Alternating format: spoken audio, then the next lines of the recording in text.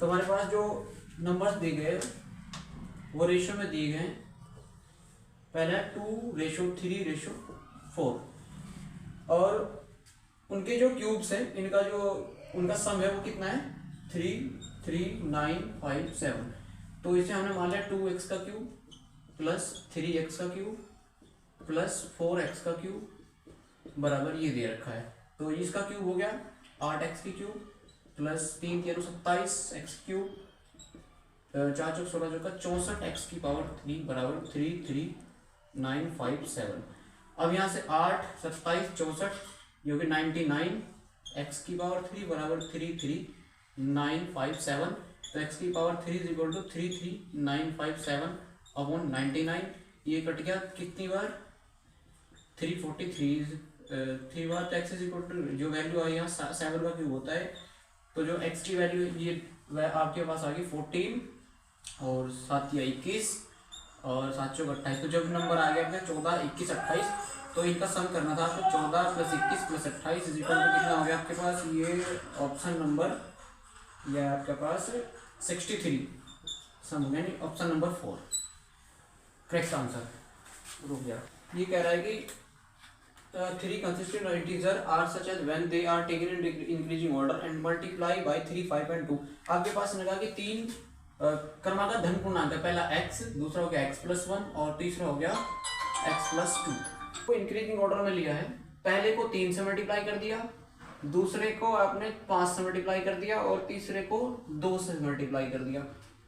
तो उनका जो सम है वो 99 हो जाता है। इनका सम कितना हो गया 99। तो 3x + के 5x + के 5 + के 2x + के 4 इज इक्वल टू 99। ऐसे 5 और 3 8 और 2 10 x + 5 और 4 9 बराबर 99। तो कितना हो गया 10x बराबर 90। तो x की वैल्यू यहाँ से यहाँ कितनी आ गई 9। x की वैल्यू आपके पास 9 आ गई। अब आपके पास जो इंटीजर हुए 9 हो गया 10 हो गया और 9 और 2 11 ये हो गया। अब ये पूछ रहा है कि पहले और तीसरे तो फर्स्ट और थर्ड इनका सम कितना होगा 11 9 20। तो इनका सम हो गया 20 यानी ऑप्शन नंबर 1 सही है इसमें। ठीक है, नेक्स्ट क्वेश्चन है 33। इसने कहा कि एक विद्यार्थी ने परिमेय संख्या के निम्नलिखित गुणधर्मों की सूची बनाई जिसमें से कौन सा सही है। एक परिमेय संख्या में पूर्ण संख्या सम्मिलित है, ये बात सही है क्योंकि एक संख्या के परिमेय संख्या के अंदर पूर्ण संख्या भी होती है। 0 परिमेय संख्या नहीं है, नहीं 0 तो परिमेय संख्या होती है और सभी भिन्न परिमेय संख्याएं होती है। तो इसमें ऑप्शन ए और सी यानी ऑप्शन नंबर 3 ये सही है। अब 34 क्वेश्चन देखते हैं जरा। ये कह रहा है कि आपके पास एक लंबवर्तीय बेलन है राइट सर्कुलर सिलेंडर और इसका जो क्षेत्रफल है वो क्षेत्रफल दे रखा है आपके पास 4400 सेंटीमीटर स्क्वायर और जो परिधि है परिधि दे रखी है 2πr = 110 सेंटीमीटर। अब इसने कहा है कि वॉल्यूम निकालना है इसका। तो सबसे पहले आपको देखो 2πr निकाल लो सबसे पहले। तो 2πr = कितना दे रखा 110। पाई की वैल्यू बोला 22/7 लेने को उसने और r = 110। तो 22 दूनी 44/7 गुणा r बराबर 110। तो r बराबर हो गया 110 गुणा 7/44। तो r बराबर यहाँ से कितना जाएगा r बराबर हो गया 11 से काट दो 11 × 2 = 140 11 चौक 44। तो 70 2 दूनी 4 और 2 पंजे 10 5 7 35/2 r की वैल्यू आ गई है। अब आपके पास यहाँ से निकालना हमें क्षेत्रफल इसका। तो 2πrh = कितना दे रखा है 4400 दे रखा है। तो 2 × पाई की वैल्यू 22/7 और r की वैल्यू आपके पास है यहाँ से 35/2 गुणा h बराबर 4400। तो 22 दूनी 44 तो कट गया 100 बार और ये आ गया 7 पंजे 35। तो 5 दूनी 10 20। तो h बराबर आ गया 40। तो इसका वॉल्यूम निकाल लो। तो v बराबर फॉर्मूला πr²h। तो पाई की वैल्यू 22/7 r की वैल्यू है यहाँ से 35/2 गुणा 35/2 और गुणा h की वैल्यू है 40। तो 7 पंजे 35 5 बार कट गया 5 से कट गया 20 बार 2 बार कट गया 2 से और 2 से कटा है 11 बार। तो 11 गुणा 35 गुणा 5 और गुणा 20 इसकी वैल्यू आई है 38,500। अब ये पूछ रखा था ये सेंटीमीटर क्यूब में आया, अब पूछ रखा था मीटर क्यूब में, तो इसका जो ऑप्शन है वो है 0.08385 मीटर क्यूब। तो ऑप्शन नंबर 4 सही है इसको ऑप्शन नंबर। नेक्स्ट क्वेश्चन दिया 35। एक ट्रायंगल कह रहा है कि पी क्यू आर है, एक ट्रायंगल है पी क्यू आर, पी हो गया, क्यू हो गया, ये आर हो गया। अब पी जो एंगल है पी वो 55 है और क्यू आर बराबर 18 दे, ये 18 दे रखी है। In which of the following case, इस केस में जो है ऑब्ट्यूज स्केलेन ट्रायंगल यानी अधिक कोण विषम बाहु त्रिभुज, यानी इसमें जो 90 की वैल्यू है मतलब अधिक कोण में होना चाहिए, 90 से बड़ा होना चाहिए वैल्यू। तो यानी अगर मैं पहला ऑप्शन यहाँ डाल करके 65 चेक करता हूँ, आर की वैल्यू अगर 65 डालूं तो ये होगी 120 जो कि 90 से तो बड़ी है, लेकिन क्यू आर इसने बोलते हैं पी क्यू ये क्या होना चाहिए 18 से बड़ी होनी चाहिए। तो ये तो पहला ऑप्शन तो गलत हो गया। तो यानी इसमें अब 35 की बात करें, आर की वैल्यू 35 डाले तो कितना हो गया 5 है 5 10 और 5 3 8 1 90, तो ये तो 90 के बराबर ही आ रहा है, तो ये भी खत्म हो गया ऑप्शन। 25 डालते हैं, 25 5 है 5 10 और ये तो छोटा हो गया, तो इसमें क्या है 55 और 15, 5 है 5 10 और 5 और 1 6 और 1 7 70 और पी आर इसमें क्या है कि पी आर की जो वैल्यू है वो 18 से बड़ी होनी चाहिए। अब 25 वाला ऑप्शन क्यों गलत हुआ, ये क्योंकि इसने पी क्यू बोल दिया, वो कितने इसके बराबर है 18 के। अगर पी क्यू 18 के बराबर होगा तो अधिक कोण थोड़ा ही बनेगा, तो इसमें ऑप्शन नंबर 4 सही है।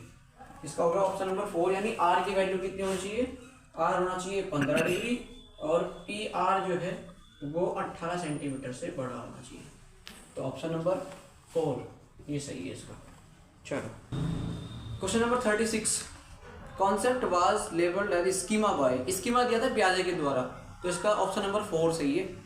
37 क्वेश्चन देखते हैं। इफ x अपॉन वाई, इसमें कहा कि x अपॉन वाई जो है वो है -1/3 to the power -3 divide by 2/3 to the power -4। तो पूछा आपसे x upon y plus y upon x inverse ये पूछा है।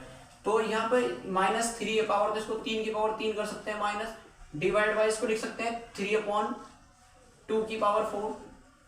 तो अब ये कितना हो गया -3 की पावर 3, ये डिवाइड में चेंज हो जाता है 2/3 इसकी पावर 4 इसकी पावर 4, तो 3 पावर से 3 पावर कटी तो कितना आया 2 की पावर 4 2 दूनी 4 दूनी 8 दूनी 16, तो 16 कितना 3। तो आगे 16/3 माइनस की, ये किसकी वैल्यू x अपॉन वाई की वैल्यू आ गई है 16/3। अब यहाँ से आपको क्या करना है, इसको क्रॉस मल्टीप्लाई x स्क्वायर हो गया प्लस y स्क्वायर हो गया अपॉन कितना xy, इसको इसकी पावर -1 इसको पलट लेंगे तो कितना हो गया xy upon x square plus y square. तो ये कितना आया, x की वैल्यू कितनी है आपके पास 16 और माइनस इंटू वाई की वैल्यू है 3 अपॉन ये कितना हो गया x स्क्वायर 16 का स्क्वायर 256 और प्लस के कितना हो गया y का स्क्वायर 9।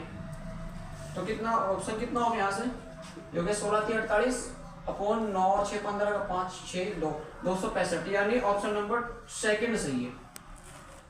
बढ़ते की तरफ 38 रोक दिया। Next question 38। इसने कहा कि a बराबर आपके पास है, a बराबर दिया है -2x² प्लस 12x और b की जो वैल्यू दी हुई है b की वैल्यू दी हुई है 11 -8x प्लस 3x², c की वैल्यू दी हुई है 17 -4x², d की जो वैल्यू दी हुई है x² -x -3। तो क्या पूछा आपसे, पूछा है कि x² एंड x का कोफिशिएंट का सम बताना है जब a plus b plus c minus d कितना होगा, पहले तो यही निकाल लो। तो a की वैल्यू कितनी है -2x² plus 12x plus b की जो वैल्यू है 11 -8x plus 3x² plus c की जो वैल्यू है 17 -4x² और d की जो वैल्यू है माइनस कर दिया -x² प्लस x प्लस 3। तो अब ये 2 और 1 3x² से 3x² कैंसिल हो गया तो बचा 4x² माइनस के और 12 में से 8 के 12 और 8 और एक x ही है, तो 12 7 कितने हो गए भैया 12 और 1 13, 13 मतलब 8 के 5, तो माइनस की 5x और प्लस 17 और 11 कितना हो गया 7 और 1 8 28 प्लस के। तो पूछा क्या हुआ इसने, पूछा है अच्छा तो प्लस होगा ना, तो इसने पूछा कि इसका सम कितना होगा, तो एक्स स्क्वायर कोएफिशिएंट कितना -4 और इसका कितना है 5, तो आंसर आ गया 1, यानी ऑप्शन नंबर 1 सही है इसका भाई। तो 39 क्वेश्चन कह रहा है कि आपके पास एक समांतर चतुर्भुज है, पैरेललोग्राम है ABCD। ABCD एक पैरेललोग्राम है, एक मिनट में मार्कर चेंज कर लूं जरा। ABCD एक पैरेललोग्राम है, ABC और D, अरे भी सही होगा। ABCD एक पैरेललोग्राम है और इसने बोला है कि BD डायगोनल है। BD क्या है इसका डायगोनल, ये BD एक डायगोनल हो गया, और उसने जो एंगल दिया है CBD यानी ये एंगल दिया है आपके पास 12x, और ABD ये दिया है आपके पास 7y, और ADB ये दे रखा है 60, और CDB ये दिया हुआ है 28।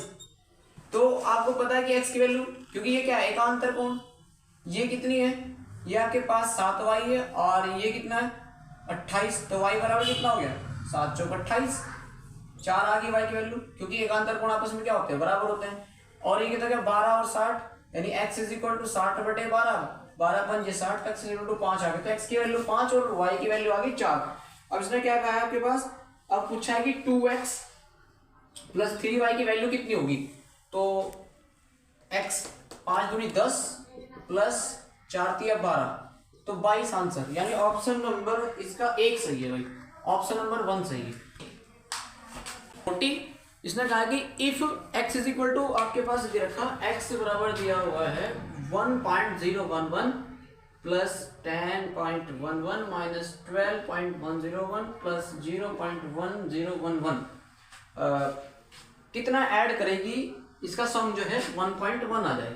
अच्छा जी चलो पहले ये देखो, इसको और इसको ऐड कर लेते हैं, तो कितना है 1.011 और ये हो गया 10.11 और ये हो गया 0.1011, तो ये कितना है यहाँ से ये आया 1122.11, 11.2211 आया। अब इसमें से 12 में से इसको घटाना है, तो 12 में से जब घटाएंगे आप इसको, तो 12 यहाँ लिख देते हैं 12.101 11.2211, इसको घटाओ, ये 10 में से हट गया 9 बचा, और ये कितना बचा यहाँ पे भैया, ये बचा 9 और ये बचा यहाँ 7 और 8.0, या माइनस की वैल्यू, ये है माइनस का आपके पास।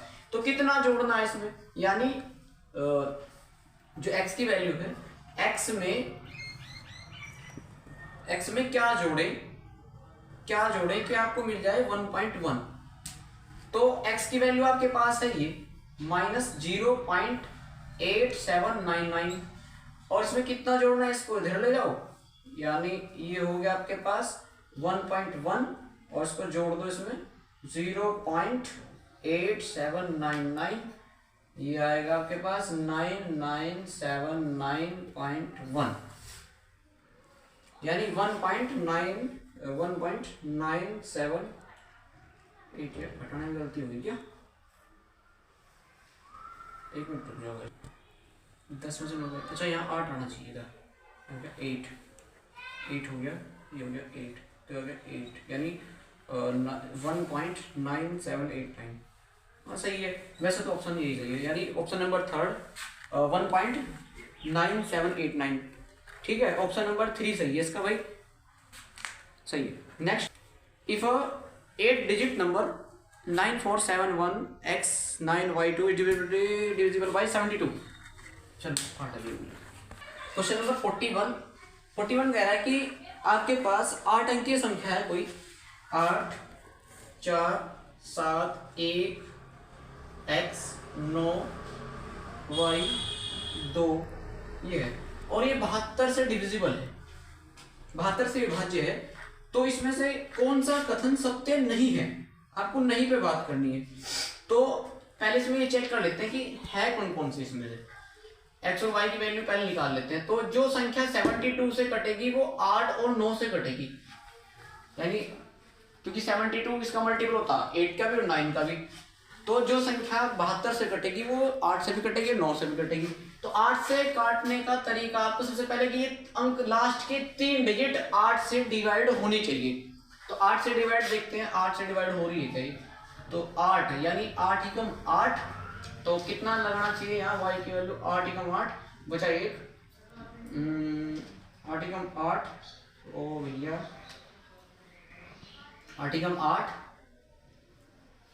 कितना हो गया भाई? 1 बचे 1, और भैया 8 से 1 रखने पर, यानी अगर मैं यहाँ 1 रख दूँ तो 912 हो जाएगा, और 8 एकम 8 बार तो 1, 8 एकम 8, 11 बता 8 गई, 8 और 3 11, 8 चौक 32, यानी y की वैल्यू क्या होगी? 1। अगर y की वैल्यू फिक्स होगी यानी y की वैल्यू तो आपके पास 1 हो गई। और अब हम x की वैल्यू चेक कर लेते हैं। तो 9471x912, अब ये क्या है? 9 से कब कटेगा? 9 से तब कटेगा जब इन सारी संख्याओं का सम 9 मतलब जो 9 से डिवाइड हो जाए। तो 9 और 4 13, 13 और 7 20, और 1 21, 21 और 9 21 और 9 30, और 1 31, 31 32 33, तो 33 प्लस एक्स अपॉन 9। तो 9 के करीब कौन सा पड़ता है? 9 चौक 36, और तो x की वैल्यू कितनी होगी? 3, यानी x की वैल्यू कितनी आ जाएगी? x बराबर हो गया 3 और y बराबर हो गया 1। तो x बराबर 1, तो ये तो ऑप्शन में है, यानी कि ये जो ऑप्शन है इसमें नहीं पूछा हुआ है, तो ये तो इससे तो कट रही है। चलो दूसरी चेक कर लेते हैं। x की ये 9 और y की जगह हम रख के देखते हैं, इसमें से 9 रख लेते हैं, और ये सॉरी y की जगह में रखते हैं 5 और इसकी जगह 2, तो काटते हैं 8 से, तो 8 से डिवाइड करते हैं 952 को, 8 एकम 8, तो कितना हो गया? 8 एकम 8, 15 8 के 7, 8 9 72, तो 119 ये भी कट गया, यानी y की वैल्यू अगर 5 हो जाए तो फिर यहाँ से देखो कितना 33, तो ये कितना आया था आपके पास? 9 और 4 13, 13 और 7 20, और 1 21, 21 और 9 कितने? 30, 30 और y की 5, 30 और 5 35, 36 37, तो 37 9 से नहीं कटता, तो ऑप्शन नंबर इसका ये पहला ही सही है, यानी x की वैल्यू 9 और अगर y की वैल्यू 5 हो जाए तो ये संख्या नहीं कटेगी। ठीक है, ये 72 से नहीं कटेगी, बाकी सारे ऑप्शन सत्य होंगे इसके। तो यही ऑप्शन एक है कि ऑप्शन नंबर 1 यही नहीं होगा इसका। नंबर 42 ये कह रहा है कि p³ 42 क्वेश्चन है ये, p की power 2x, sorry question number 42 ये है p की power 3x plus p square x minus y minus p into y plus z और माइनस जेड, इनमें से कौन जो नीचे दिए गए कौन सा एक फैक्टर है इसका? तो चलो पहले फैक्टर निकाल लेते हैं। तो p की power 3x plus p square x minus p square y minus p y minus के पी जेड, और ये हो गया आपके पास माइनस जेड। तो यहाँ से और इसमें से और इसमें से अलग अलग कॉमन, तो यहाँ से कॉमन हो गया आपके पास पी स्क्वायर एक्स, तो यहाँ से कितना बचा 1, सॉरी p, और यहाँ से बचा 1, और माइनस ये आपके पास यहाँ से क्या कॉमन आ गया? p और y कॉमन आ गया, तो यहाँ से बचा p प्लस 1, और यहाँ से कॉमन आया आपके पास p, सॉरी जेड कॉमन आ गया यहाँ से, तो आपके पास बचा p प्लस 1, तो जो आपके पास हो गया p square x minus p y और माइनस जेड। आपके पास ऑप्शन नंबर ये आपके पास है 1, ऑप्शन नंबर 1 सही है। ठीक है, आपके पास यही फैक्टर होगा। आप चाहे तो उसको डिवाइड भी करके देख सकते हैं, इससे पूरा पूरा डिवाइड हो जाएगा। ठीक है, तो ऑप्शन नंबर 1 सही है।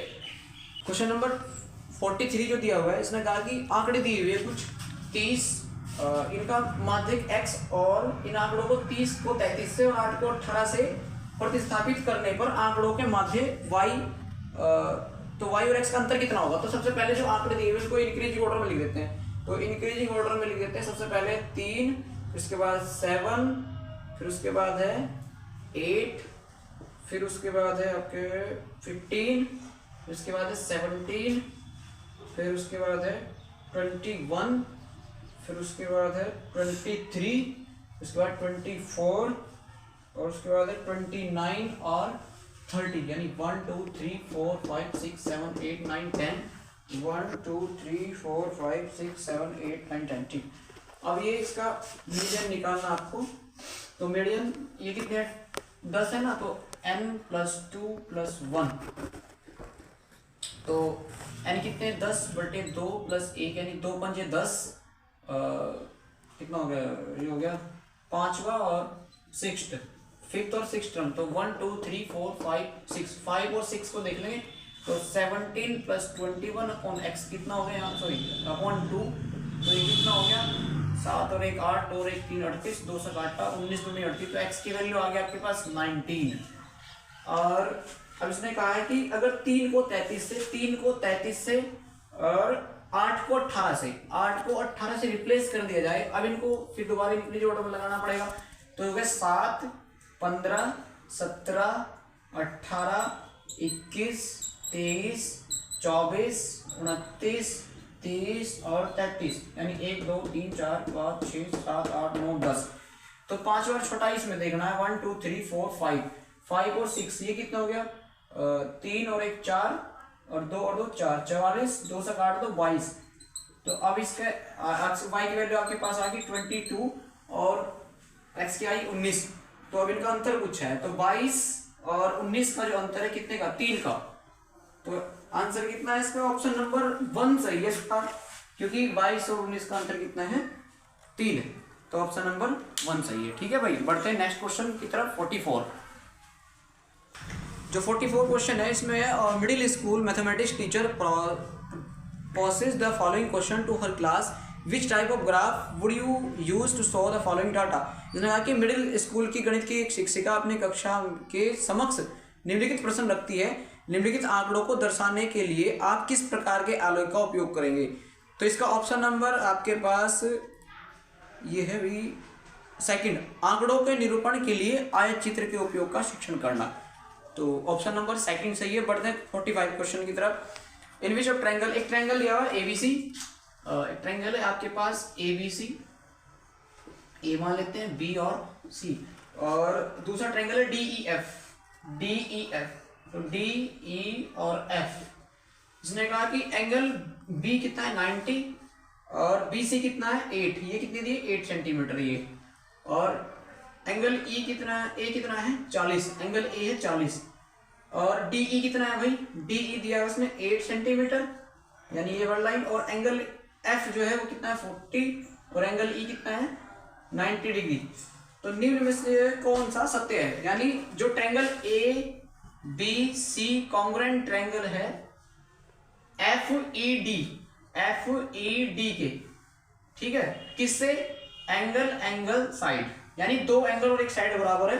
तो डी एफ ई डी यानी ऑप्शन नंबर सेकंड सही है भाई। इसमें डी ई एफ इसलिए नहीं होगा क्योंकि देखो डी ई एफ, हम अगर इससे इसकी सीरीज पकड़े ए बी सी, यानी एंगल बी यहाँ है, तो एफ ई डी इधर से, क्योंकि 40 से पकड़े ना 40, एंगल ए 40 है तो इसका एफ 40 है, तो 40 से 90 की तरफ गए, 90 से डी की तरफ, 40 से 90 की तरफ इसकी तरफ गए, तो ए बी सी और एफ ई डी, तो ऑप्शन नंबर सेकंड सही है। बढ़ते हैं नेक्स्ट क्वेश्चन 46 की तरफ। इसने कहा कि किसी समलंब चतुर्भुज की समांतर भुजाएं 11 सेंटीमीटर और 25 सेंटीमीटर है, एक चतुर्भुज है समांतर चतुर्भुज। क्वेश्चन नंबर है ये आपके पास 46। इसने कहा कि समांतर चतुर्भुज की जो 11 है और एक 25 दिया हुआ है, जो इनकी जो हाइट बीच की दूरी है, दोनों की बीच की डिस्टेंस है, ये 12 दे रखी है। इसका क्षेत्रफल आयत के क्षेत्रफल के बराबर है। इसका जो क्षेत्रफल दिया हुआ है इसमें, जो इसका क्षेत्रफल है वो आयत के क्षेत्रफल के बराबर है।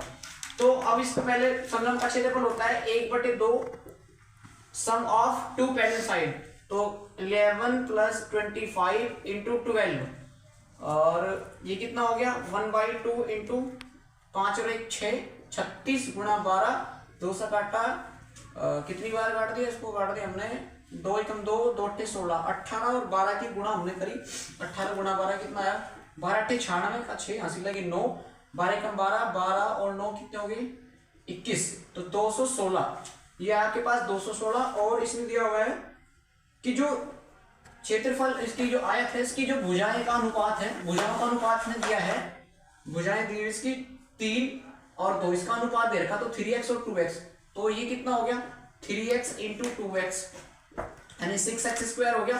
तो 6 से काट दिया कितनी बार 36 बार, और x स्क्वायर तो x बराबर कितना आ गया 6 आ गया, x की वैल्यू आपके पास 6 आ गई। तो जो साइड होगी ये कितनी होगी पास आपके पास 3 इंटू 6 यानी 6 दूनी 12, और जो ये होगी सॉरी 6 3 18 और 6 दूनी 12, तो आपके पास 18 और 12 होगी। तो परिमाप कितना होता है, परिमाप बराबर हो गया 2 इंटू एल प्लस बी, तो 2 गुणा एल कितना 18 और बी कितना है, बी आपके पास सॉरी बी 2 गुणा 6, बी आपके पास ये तो 6 दूनी 12, तो कितना हो गया 6 8 2 10, 1 1 2 3 और गुणा 2 तो 60। तो ऑप्शन नंबर इसका कौन सा सही है भाई, ऑप्शन नंबर 1, ऑप्शन 1 सही है इसका। ठीक है भाई, बढ़ते हैं नेक्स्ट क्वेश्चन 47 की तरफ। ठीक है, 47वां क्वेश्चन कहा कि कक्षा 6 की गणित की शिक्षिका अपने विद्यार्थियों के सक्षम निम्नलिखित प्रश्न रखा। प्रातःकालीन सैर में 3 व्यक्ति एक साथ चलना प्रारंभ करते हैं, उनके कदमों की लंबाई क्रम से 70 सेंटीमीटर और 85 सेंटीमीटर है और 95 सेंटीमीटर है। इनमें से प्रत्येक न्यूनतम कितनी दूरी चले कि वह पूरे कदमों में तय कर सके। निम्नलिखित में से कौन सी अवधारणाएं दिए गए प्रश्न को हल करने के लिए आवश्यक होगी। तो यानी जो ये न्यूनतम पूछा है यानी महत्व लेस है, लघुत्तम समापवर्तक एलसीएम को करने के लिए वो एलसीएम करना सिखा रही है बच्चों को। नेक्स्ट 48 जो क्वेश्चन है ये एनईपी 2020 का है। तो इसमें पूछा है राष्ट्रीय शिक्षा नीति 2020 सिफारिश करती है कि खेल एकीकृत शिक्षा शास्त्र को कक्षा में उपयोग करने की आवश्यकता है। खेल एकीकृत शिक्षा शास्त्र के संदर्भ में गणित की कक्षा के लिए निम्नलिखित में कौन से कथन सत्य है। शिक्षण अधिगम प्रक्रिया आनंददायक होनी चाहिए, बिल्कुल सही बात है। खेल का उपयोग गणित पढ़ाने में संभव नहीं है, ये गलत बात है। खेल खेलने में गणित पढ़ा सकते हैं, इसमें बहुत समय खर्च हो जाएगा तो इसे टालना चाहिए, गलत बात। प्रसिद्ध खेलों के अलावा कई स्वदेशी खेल जिनका उपयोग गणित पढ़ाने के लिए किया जा सकता है। तो इसमें ऑप्शन नंबर सी जो है गलत बात है। तो दूसरे में भी सी है, तीसरे में भी सी है और चौथे में भी सी है। तो ऑप्शन बचता है 1 ए और डी, यानी पहला ऑप्शन बिल्कुल सही है। पहला ऑप्शन इसका सबसे सही है, क्योंकि सी तो गलत बात है कि खर्चा होगा, इसे टालना चाहिए, टालना नहीं चाहिए। चलो नेक्स्ट बढ़ते हैं 49 की तरफ। संपूरक कोण, दो संपूरक कोण है तो संपूरक कोण कब होंगे, x प्लस वाई बराबर 180। क्वेश्चन है 49 और इनका अंतर क्या रखा है इसने 20 है। तो कितना हो गया 2x इज इक्वल टू यहाँ से आ गया 200, तो x की वैल्यू आ गया आपके पास 100। तो 100 आ गई तो दूसरा एंगल कितना हो गया y बराबर आपके पास हो गया 180 में से 100 गए कितना 80 बचे। तो x हो गया आपके पास 100 और y हो गया 80। इसने कहा कि जो स्मॉलर एंगल है वो p है, तो आपको वैल्यू निकालनी 3p माइनस 50, यानी p की वैल्यू कितनी है 80 है। तो 3 गुणा 80 माइनस के 50, 8 24 240 माइनस के 50 बराबर 190। तो ऑप्शन नंबर सेकंड सही है भाई, ऑप्शन नंबर सेकंड 190। ठीक है, बढ़ते हैं नेक्स्ट क्वेश्चन 50 की तरफ। A teacher conduct an oral assessment in a class. They found that the grammar and speak definition of all types of number, odd, even, prime, and the composite accurately, but not able to identify the number accurately when given a set of the number. जिसने कहा कि शिक्षिका कक्षा में मौखिक आकलन का आयोजन किया जिसने यह पता चला कि राम विषम, सम, अभाज्य और सहअभाज्य संख्या जैसी सभी प्रकार की संख्याओं की परिभाषा बता सकता है, परंतु जब संख्याओं का समुच्चय दिया जाता है, जब सेट दिया जाता है, तो वह संख्याओं को सही रूप से पहचान नहीं पाता। तो यानी जो इसमें से दिया हुआ है कि कौन सी अति उपयुक्त है। राम की स्मरण शक्ति अच्छी है परंतु अवधारणा बोध की कमी है। राम में विश्लेषणात्मक योग्यता है।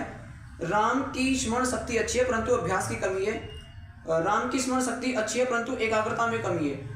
तो चौथा भी नहीं होगा, तीसरा भी नहीं होगा, दूसरा भी नहीं होगा। ऑप्शन नंबर 1 सही है इसका, क्योंकि राम की स्मरण शक्ति अच्छी है परंतु अवधारणा कॉन्सेप्ट क्लियर नहीं है उसकी। ठीक है, बढ़ते हैं नेक्स्ट की तरफ 51 क्वेश्चन। ताकि गणित एक सोचने का तरीका है क्योंकि यह विद्यार्थियों को साक्ष्यों एवं प्रतिमानों के निरीक्षण में व्यस्त रखने के लिए अवसर प्रदान करता है। समस्या समाधान के दौरान विद्यार्थी सूत्रों एवं चिन्हों को दोहराते हैं। विद्यार्थी विभिन्न नई समस्याओं का समाधान करने के लिए उपयुक्त युक्तियों का प्रयोग करते हैं। तो यानी इसका ऑप्शन नंबर कौन सा सही होगा भैया? यह विद्यार्थियों को साक्षर प्रतिमान यानी provide the opportunity for student again is a group on the generation pattern. तो ऑप्शन ए और सी होगा इसका। पहला ऑप्शन सही है भाई बिल्कुल इसका, ऑप्शन नंबर 1 सही है इसका। बढ़ते हैं 52 की तरफ। क्वेश्चन 52 इसने कहा कि इफ x जो है इनवर्सली प्रोपोर्शनल है 1/y के, जब x की वैल्यू आपके पास 3.5 है और y की वैल्यू आपके पास 2.4 है, और अगर आपके पास y वैल्यू निकालनी है, अगर x की वैल्यू आपके पास 5.6 हो, तो ये आपको बतानी y की वैल्यू। तो x y is equal to k मान लेते हैं इसको। तो x और y के तो कितना हो गया 3.5 into 2.4 is equal to k, multiply करके इसका आएगा आपके पास 3.5 इंटू 2.4 की मल्टीप्लाई करते हैं 5 चौक 20, 2 4 तिया 12 13 14 और 5 दूनी 10 3 2 6 और 1 7, 0 4 8 1 2 के बाद छोड़ो तो कितना हो गया 8.4 इज इक्वल टू k। तो k की वैल्यू आपके पास ये आ गई। तो y की वैल्यू निकालना आसान है, कितना 8.4 अपॉन 55.6। तो कितना आ गया इसका आंसर भैया? हटा दो पॉइंट, तो 84/56, 56 एकम 56 हटा दो, डिवाइड कर दो 56 एकम 56। तो कितना हो गया भैया? 14 में तो 6 गए 8, यहाँ कितने रह गए भाई 7 में तो 5 गए 2।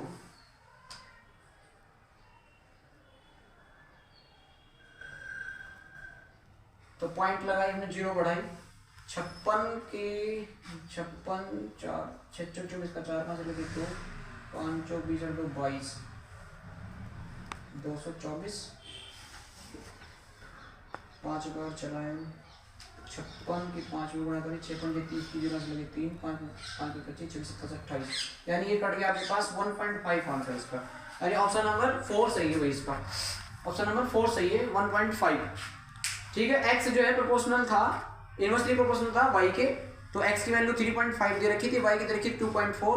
जब x की 5.6 दी हुई तो y की वैल्यू आपको निकालनी थी, तो आपने क्या काम करा इसको कांस्टेंट प्रोपोर्शनल हटा के कांस्टेंट ले लिया k, तो k इसकी इधर मल्टीप्लाई कर दिया तो xy k आ गया, मल्टीप्लाई करी 8.4 k आया। अब 8.4 को डिवाइड कर दिया 56 से, तो आंसर आपके पास आ जाएगा 1.5। देखा 53 में आम दे रखे 44, सेब दे रखी 56, संतरे दे रखे 42 और अमरूद 30 दे रखी है, अनार 38 दे रखी है। तो उपरोक्त आंकड़ों का एक पाई चार्ट बनाया जाता है, उसमें से त्रिज्या खंड का कोण क्या होगा जो सेब को प्रदर्शित करता है। तो आम पहले संख्या देख लेते हैं 44 और प्लस 56 प्लस 42 प्लस 30 प्लस 38, तो इनका सम आया 8 और 2 10 और 6 16, 16 और 4 20, 20 की 0 वहां से लगा 2, 3 और 3 6 और 4 10 और 5 15, 15 और 4 19, 19 20 21, तो 210 आया। अब निकालना है किसका? सेब वाले का। तो हमें पता है कि 210 कितना 56 का निकालना और 360 से इसको कर दो डिवाइड, सॉरी मल्टीप्लाई। तो कितना हो गया भैया? ये हो गया 3 से काट दो, 3 7 21, 3 एकम 3 3 दूनी 6 7 8 56 12 8 96, तो 96 डिग्री हो गया इसका सेब वाले का भाई। जो आपके पास एप्पल है उसका जो त्रिज्या खंड का जो एंगल है हो गया 96 डिग्री। ठीक है भाई, ऑप्शन नंबर 1 सही है इसका। बढ़ते हैं नेक्स्ट क्वेश्चन 54 की तरफ। एक दुकानदार एक वस्तु को उसके अंकित मूल्य पर 28% की छूट देकर 324 में बेच देता है, यानी जो उसका मार्केट प्राइस है उस पर वो कितना करता है 28% की छूट देकर उसको 324 में बेच देता है। यानी अगर मैं मान लिया मार्केट प्राइस P इंटू 28% की क्या दे रहा है, वो छूट दे रहा है, तो 28 72/100, तो कितने बेच देता है 324 रुपये बेच रहा है, 324 में बेच रहा है। तो P बराबर कितना हो गया यहाँ से 3 2 4 गुना 100/72, तो यहाँ से P इज इक्वल टू कितना है, ये आ गया आपके पास यहाँ से 450। तो जो उसका अंकित मूल्य है मार्केट प्राइस है 450 रुपये। अब जो इसकी एसपी हो जाएगी, एसपी सेलिंग प्राइस हो जाएगा इसका, ये हो जाएगा 450 रुपये को फिर दोबारा 18% की छूट देकर बेचे। अगर वो 18% की छूट दे तो 100 में से 18 कितने बचे हुए 82, तो 82/100 तो कितना हो गया, 0 से 0 कैंसिल आउट होगी, तो ये हो गया यहाँ से 369। तो एसपी कितना हो गया इसका 369। अब उसका जो सीपी है यानी वो 300 रुपये में खरीदता था उसको, तो 300 में जब वो खरीदता था तो उसको प्रॉफिट कितने होगा 69 का प्रॉफिट होगा। तो प्रॉफिट परसेंट निकालना आपको, प्रॉफिट परसेंट, तो प्रॉफिट परसेंट देखो 69 अपॉन कितना 300 और गुणा 100, तो कितना हो गया 2 0 से 2 0 कट गई, 3 दूनी 6 3 9, तो आंसर आ गया 23%। आंसर कितना इसका 23%, यानी ऑप्शन नंबर 1 सही है भाई इसका। ठीक है, चलिए बढ़ते हैं नेक्स्ट क्वेश्चन 55 की तरफ। आपके पास 55 में बोला गया है 55 क्वेश्चन, ये कह रहा है कि product of two rational number, दो रेशनल नंबर का जो प्रोडक्ट है वो कितना है 40/-40/3, यानी दो रेशनल नंबर है आपके पास x/y और एक नंबर दे रखा है आपके पास -5/2, तो इनका जो प्रोडक्ट है वो है -40/3। ठीक है भाई, तो रेसिप्रोकल ऑफ द बिटवीन, इसके जो नंबर आएगा वो दूसरे वाला उसका रेसिप्रोकल करके बताना कि किसके बीच में पड़ेगा। तो ठीक है चलो देखते हैं, x/y = 8/3 और अपॉन 1/2, तो 8 दूनी 16 और ये कितना आ गया भाई यहाँ से, ये आ गया 3 तो 16/3 आ गए। तो इसका रेसिप्रोकल कास्ट, तो रेसिप्रोकल 3/16 और इसको डिवाइड करेंगे तो 16 16 0 0 16 16 तो ये आ जाएगा डिवाइड करके 0.1875। अब ये पूछ रहा है कि इनमें से किसके बीच डिवाइड करेगा, तो 1/5 का कितना हो गया 0.2 हो गया एंड 1/4 का हो गया 0.25, तो इसके बीच में तो आता नहीं है। इसके बाद ऑप्शन 1/4 एंड 1/3, तो जिसका 0.25 हो गया इसका हो गया 0.33, इसके बीच में भी नहीं आता, तो 3/20 एंड 9/50, तो इसका कितना हो गया ये 0.15 एंड 0.18, तो इसके बीच में भी नहीं आता। नेक्स्ट बचता है 9/50 एंड 1/5 यानी 0.182, इसके बीच में आ रहा है भैया ये तो 0.2, तो यानी ये आ रहा है इसके बीच में, तो ऑप्शन नंबर 4 सही है भाई इसका, ऑप्शन नंबर 4। ठीक है, ऑप्शन नंबर 4 सही है क्योंकि इसी के बीच में लाइक रहेगा। ठीक है, बढ़ते हैं नेक्स्ट क्वेश्चन 56 की तरफ। 56 क्वेश्चन में बोला है कि the number of vertices V as is E and faces F of a polyhedron are respectively 10, 15 and x, then the value of 3x - 12, यानी इसने कहा बहुफलकी के शीर्ष किनारों और फलकों की संख्या 10, 15 और x हैं, तो 3x - 12 का मान ज्ञात करो। तो हमारे पास एक फॉर्मूला शीर्ष प्लस फलक बराबर कितना हो गया आपके पास, हुआ किनारे +2, तो शीर्ष कितने हैं, शीर्ष दे रखे हैं भाई आपके पास 10, फलक दे रखे हैं x और भाई ये दे रखे किनारे दे रखे हैं 15 प्लस के 2, तो कितना हो गया, तो ये हो गया आपके पास 15 और 2 17, 17 में से 10 गए कितना हो गया 7, तो x की वैल्यू कितनी आ गई 7, x की वैल्यू आ गई आपके पास 7, तो 3x - 12 की वैल्यू पूछिए, तो 3 × 7 - के 12, 7 या 21 - के 12, 21 में से 12 कितने बचे भैया, तो 21 में से 12 9 बचे, 12 9 21, तो कौन सा ऑप्शन है भैया, ऑप्शन नंबर 4 सही है भाई इसका, option number 4 is the right option. ठीक है, चलो बढ़ते हैं नेक्स्ट क्वेश्चन 57 की तरफ। 57 में कह रहा है कि एक स्टूडेंट है वो प्रतिशत की कोई समस्या दी है उसको हल करता है, तो अगर एक शहर की जनसंख्या 28,000 है, 28,000 दे रखी है और भैया घटकर वो 26,500 हो जाती है, तो जनसंख्या घटने की प्रतिशत ज्ञात कीजिए। उसने लिख रखा है, बच्चे ने कर रखा है सवाल ये 26,500 बटे 2800, 28,000 गुना 100% इज इक्वल टू 24.6, ये लिखा हुआ है उसने। तो ऑप्शन नंबर 1 विद्यार्थी प्रतिशत की अवधारणा को नहीं जानता तो है, प्रतिशत तो कर निकाल रहा है ना, वो जान तो रहा है। विद्यार्थी के असावधानी बस एक त्रुटि की है, एक त्रुटि भी नहीं कह सकते इसको। विद्यार्थी प्रतिशत की अवधारणा को समझने में सक्षम है परंतु यह समझ पाने में समर्थ नहीं है कि किस राशि की प्रतिशतता ज्ञात करनी है।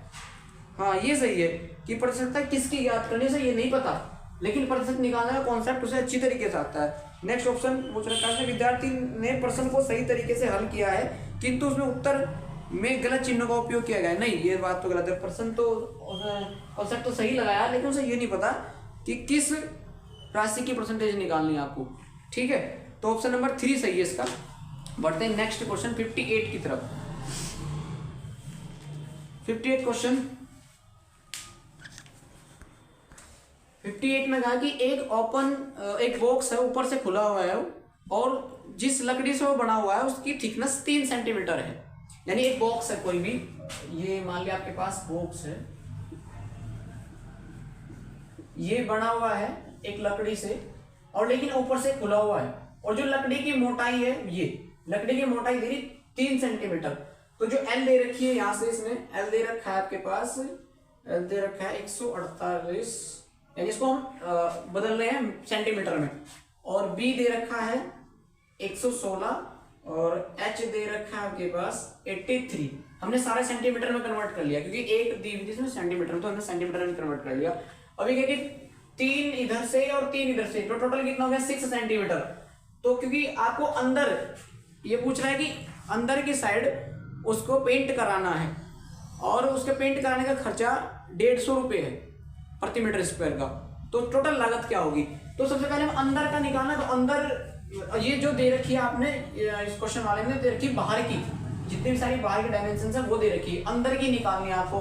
तो 3 तो इधर से छोड़ दो, 3 इधर से छोड़ दो, तो एल में तो घटा दो 6, और इधर से भी 3 इधर से भी 3, तो इसमें भी कितनी घटा दो 6 घटा दो।